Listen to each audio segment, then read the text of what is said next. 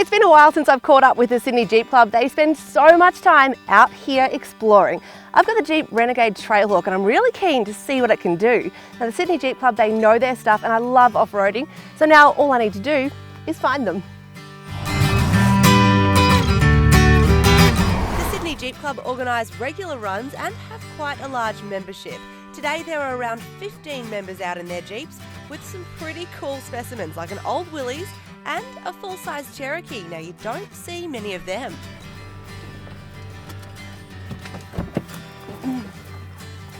All right, I found you guys. Hey Tegan. Hi Steve, good to see you. And you. What a beautiful spot to meet. It's a great spot. We, as you know, we come out here quite a bit, so we've got a good day for it. We're going to have a run up to the left here, do a big loop around Mt Bonfire and see if we can get them muddy.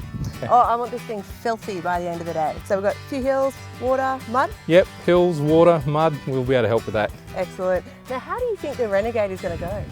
I think it will do okay. It's spec'd pretty well compared to most off-roaders. Everyone's getting ready to roll out and the Renegade is attracting a bit of attention. All right, so Greg, what do you drive? I drive a Grand Cherokee, which is standard, yes. And you're leading the run today? I am, yes, and I've done it before in the Grand Cherokee. And how do you think the Renegade will go? I think it'll go well. It's geared for off-road driving, and I think it'll go well today. And what do you think of the look of it and the general styling of the Renegade? It's terrific. I haven't seen it, but just having a look inside, and it's got a lot of room, and it's got all the bits and pieces, and I think it'll go well off-road. Alrighty, now we can get going.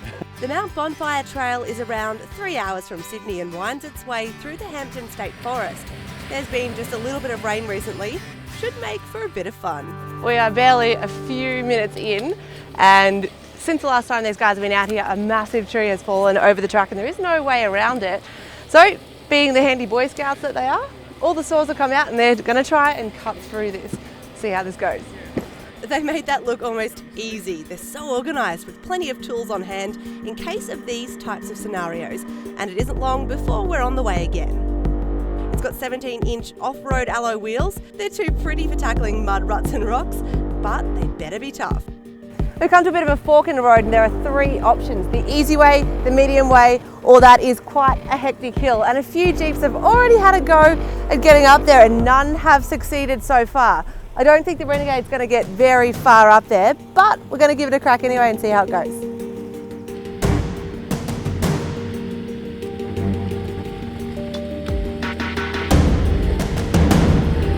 Wow, the unmodified Renegade went further than anyone expected. And sure enough, there came a point where we could go no further. Back to the bottom in reverse and back on track. We're a fair way around the track now, and wouldn't you know it, another tree. But when you face a problem, what do? You build a bridge and you get over it, which is exactly what these guys are doing. Still not sure yet whether we're going to be able to get the Renegade over it. We may have to turn around and head back the way we came, which is going to be a little bit frightening because these trails are very narrow and there's not a lot of room to turn around, so fingers crossed.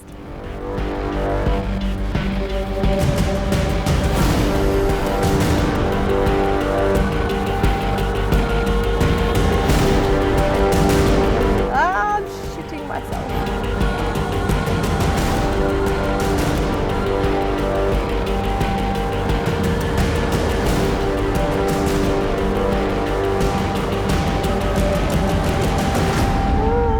This is the tricky bit, isn't it?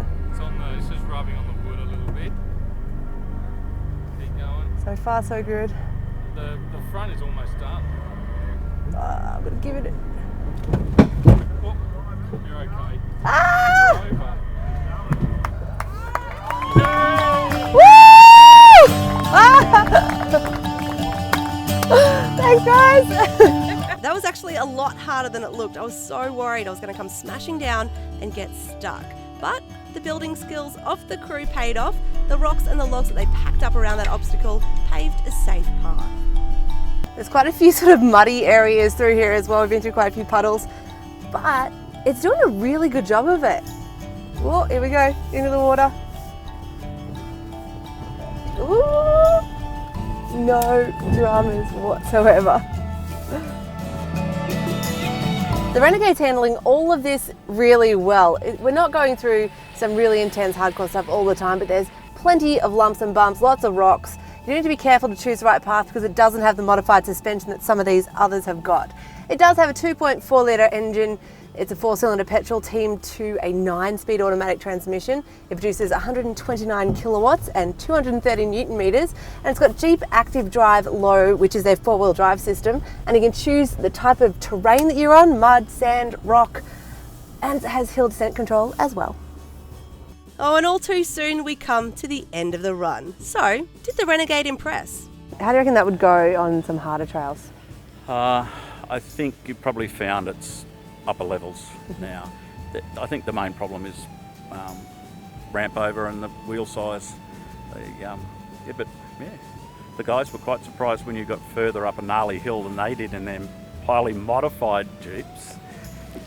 I think that was driver talent. The Renegade is trail rated, so we did expect it to do pretty well out here, and I think it managed to hold its own and keep up with the rest of the guys and girls from the Sydney Jeep Club. It didn't quite get as dirty as I wanted it to get, so I think I might have to head back out there and find some more mud puddles.